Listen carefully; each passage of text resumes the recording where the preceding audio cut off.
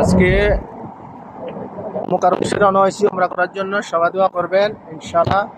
তায়েফ থেকে মক্কার উদ্দেশ্যে। আলহামদুলিল্লাহ, এই যে আমার সাথে আমাদের এক হাজি সাহেব আছে।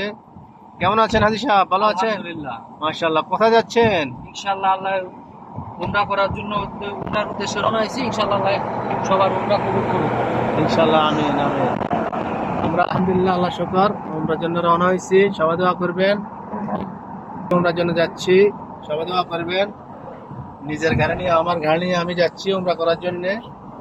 সবাই দোয়া করবেন ইনশাআল্লাহ। আপনারাও আসেন ইনশাআল্লাহ উমরা করার জন্য। আল্লাহ উমরা কবুল করে, এটাই আর কি। ভালো থাকবেন, সুস্থ থাকবেন সবাই।